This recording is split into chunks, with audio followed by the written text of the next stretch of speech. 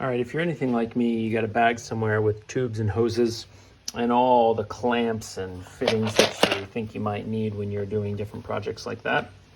And if you're like me, it drives you crazy that you have all these things sitting around, and most of the time when you need the right one, you don't have that size. And so when I came across this tool, I was very interested in it, and I bought it without really knowing how well it would work, but it works awesome. And after several years of owning and using it, I'm confident in recommending it. And I would recommend it especially to those who don't have all this and don't want all this and want a smaller, simpler, more versatile option for clamping things. So this is a product called Clamp Tite. I only just kept a little part of the instructions because I don't use this like weekly. I probably use it maybe monthly, and I kind of always have to refresh my memory on the different ways to do a double wrap or a single wrap. But I have something set up here to show you. This is not exactly the application you'd use this on, but you could. And I just have it because it's kind of rigid and it can be a little bit fiddly, and I don't want to waste your time on camera. So basically what you have here is you have a lark's head, also known as a girth hitch, and then the wire is wrapped back through the center of it. I don't know if there's a name for that, but you can probably see what's going on here if you're familiar with a lark's head, and then it's just a double pass. It comes back through. Okay, then I'll zoom in here best I can. You can see what's going on. So what you do is you take this tool, and there's a little notch right here, and you put the loop, if you will, of the lark's head right in that notch. Like that. And then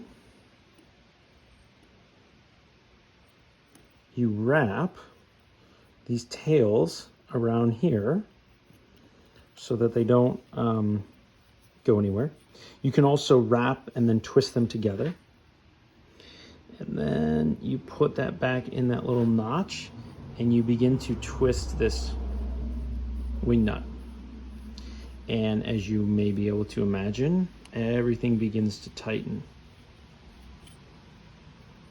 And you can kind of dress this if you want, make it a little tidier. If you don't have enough loop here, you might have to hang on to it because it can also untwist from here. Like it is right now. Oh, I should have taken just a little bit more for myself. I like fiddling with these sorts of things on camera. It's one of my favorite.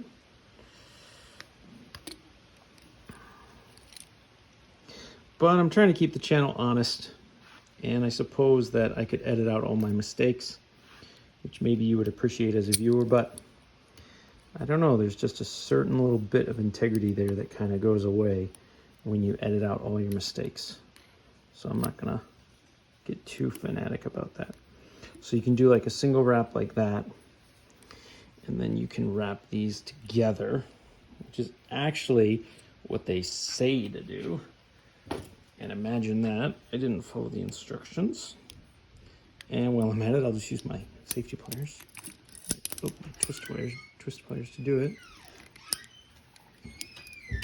Hey, buddy. Hi. I'm trying to go around my bike. Okay. What is that? You'll see. But I'm making a video right now. I'll show you after. Okay, so we get this little thing in there like that. Okay, there we go. Sorry, folks. All right. Then you do your twisting, and basically it's not rocket science. It's basically just a clamp which is specifically designed to hold wire. Okay, so now this is super tight, basically so tight that I can barely move it at all. And then, then at the end you just rotate this over like so, and you basically are just pinching it. You're basically pinching it off so that it can't move anymore. And then snip your ends, and you can cover that with tape, or you can twist them up nice, or all sorts of things. But what you get in the end is this very tidy, even professional looking, very tight clamp. And obviously it's not really meant to just go on a wooden tool handle. It's meant to go more on, you know, tubing and hoses as a clamp. And under those circumstances, this is more than enough. But I have used it in other applications. I used it here because this ferrule split down the middle, and I thought, well, it's a good application for it. So I used it here, and it's worked great. Just kind of for fun, I made a very quick and cheap ferrule out of it here for a knockout rod on my lathe. So its application is quite varied in how you can use it. And you can basically use any type of wire that you want with it.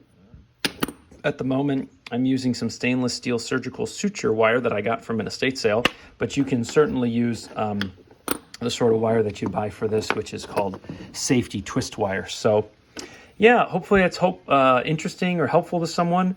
I'd really recommend it after several years of ownership and use. I think it's a great tool. Kudos to the folks who invented it. They have another version, which is a little bit more expensive and better, I suppose, but this one has held up for me just fine. So check it out. Maybe it's something for you. All right, folks, take care.